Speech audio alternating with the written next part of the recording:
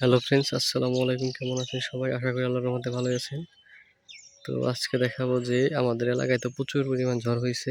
ঝড়ে আমার MB agro প্রজেক্টের প্রচুর পরিমাণ ক্ষয়ক্ষতি হয়েছে।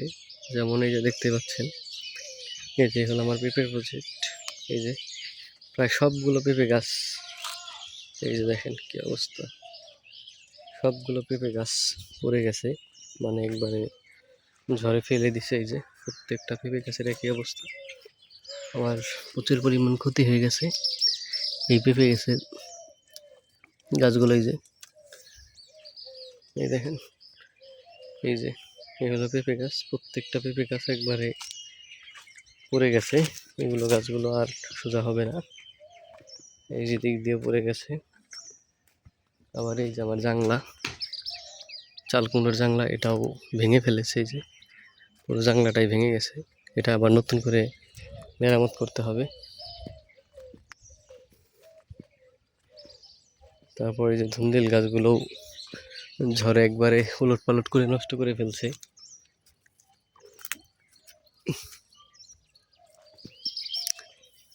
মোটামুটি বেশ ক্ষয়ক্ষতির সম্মুখীন হয়েছে আমি আমার এই এমবি এগ্রো প্রজেক্টে। এই যে পুঁই শাক, এগুলো বেচা শেষের দিকেই। এখন এই যে ভেন্ডি আছে, ভেন্ডি, এই যে মাশাআল্লাহ সব কিছু অনেক ভালোই হয়েছে।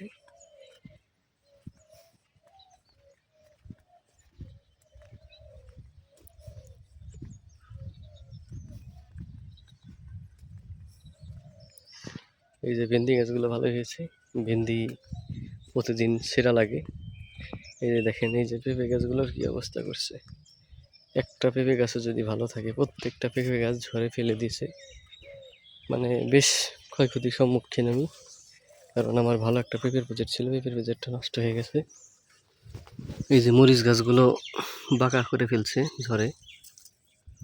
মরিচ গাছের ডালগুলো ছিঁড়ে দেওয়া লাগে আর কি, এরকম ছিঁড়ে না দিলে সমস্যা হয়।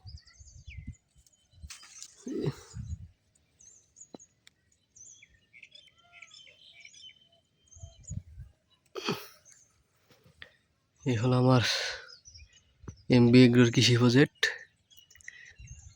ধুন্দুল গাছগুলো সব নষ্ট হয়ে গেছে, ঝড়ে নষ্ট করে ফেলছে আর কি। তো এই যে ধুন্দুল গাছে ধুন্দুল চলে আসছে আর কি, কিছুদিন পর বিক্রি করা যাবে। এই যে ভেন্ডি গাছ, ভেন্ডিও হয়েছে অনেক। এই যে এগুলো আজকে সিরা লাগবে বিক্রির জন্য। এই হলো আমার এমবি এগ্রো প্রজেক্ট। তো ভালো থাকবেন, আসসালামু আলাইকুম।